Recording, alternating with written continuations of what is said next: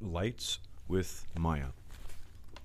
First of all, where you find lights will be in the rendering shelf right here. There are 2, 4, 6 of them. Clicking them, they'll be added to the scene right at the 0, 0 mark down there at the bottom. This is where the outliner comes in handy. We can delete or select or double click to open up the options for any one of these over here in the outliner. So I'm going to start by deleting.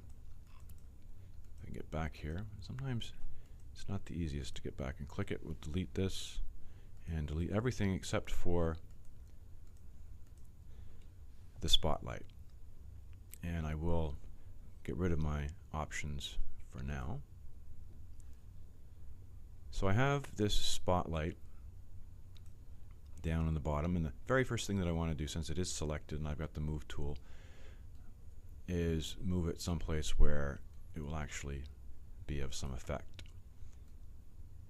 Be careful, once again, to only, in this 2D environment, really our screen is a 2D environment, so if you're going to drag back and forth like that, you really don't know where it's being placed. And I'm going to undo that because I don't even want to see. Well, just for fun, let's see where that is.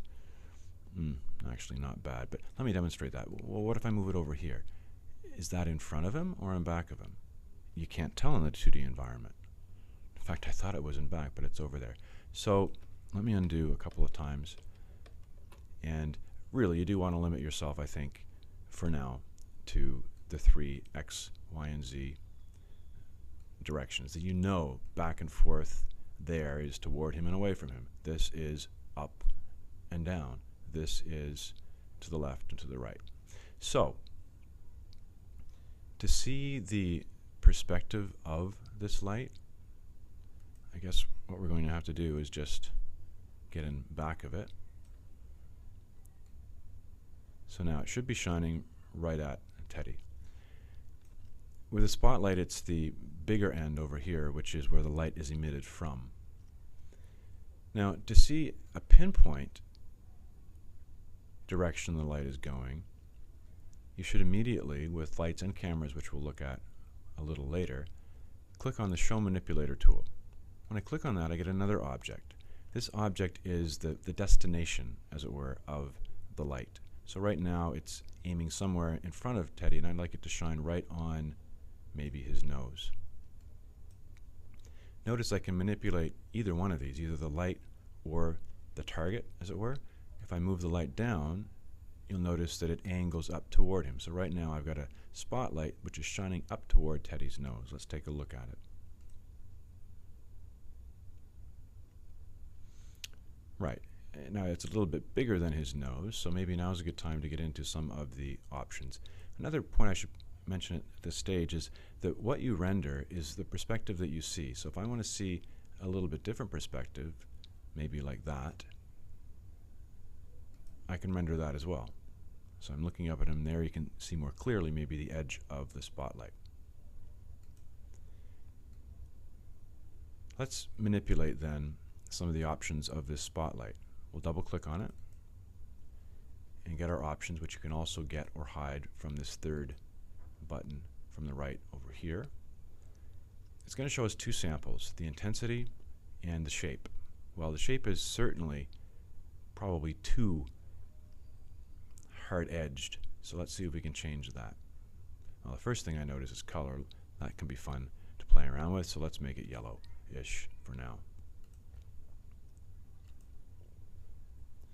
And now let's work with that, I believe they call it the Penumbra Angle.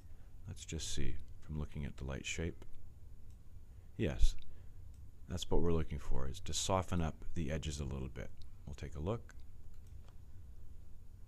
Yeah, that looks much more like a real spotlight fading at the edges.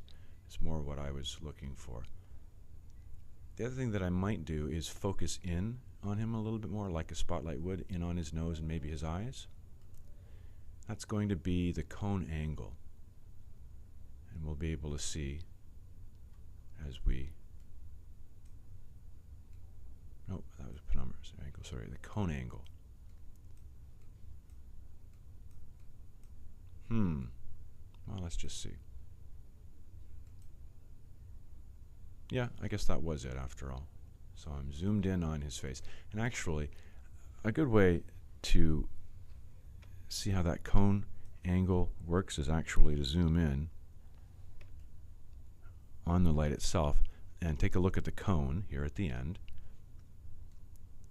It gets wider and narrower. So if you really wanted to pinpoint right on his nose, or it's actually a little bit to the right of his nose. Oh, there it is. My angle's not the best viewing angle. Let's just try this one more time and you can play around with it. It's a very wide cone. Zoom out. So that should be his whole face. In fact, let's maybe aim toward the center of his body, because I think that's going to get most of them. If you kind of trace with your eye how that cone is going, we're going to miss his boots, but that's probably about all. Yeah, there we go. There are many other options which you can look at and play around with. Shadows is probably something, and light effects both, that you want to play around with. You might even play around with different patterns and so on. But typically, you're going to switch between the kinds of lights. These 6. You can change them right here. Color, intensity we didn't try. That'll be way too intense. The reason for that is that a more natural way to calculate the light is to actually have, I think they call it a quadratic decay, which is the way light dissipates over distance. And so in that case, you really do need to up the intensities a little bit. So if we have a quadratic decay, it's going to decay before we get there. Let's just see how it looks at this point. Yeah, it was completely decayed. So if you're going to play around with this, you need to increase the intensity of your light by quite a bit.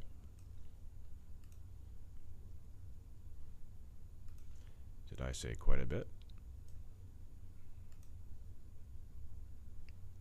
In fact, you can even type in really high values. Having shown you this, I just want to finish so you can see what we're talking about here. There, so that light has decayed significantly in the distance from where it was emitted to where he is. So it looks more natural when you have multiple models in the same scene. In fact, probably for us, we don't even need to worry about this today, but you're welcome to play with it. So we'll go back down to a normal intensity and we should be good. So we've got the color, we've got the intensity, which you probably won't play around with unless you're changing the decay rate. Cone angle,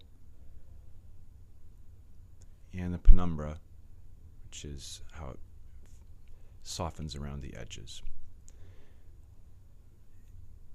In terms of these other lights, I won't do too much except maybe to put up one.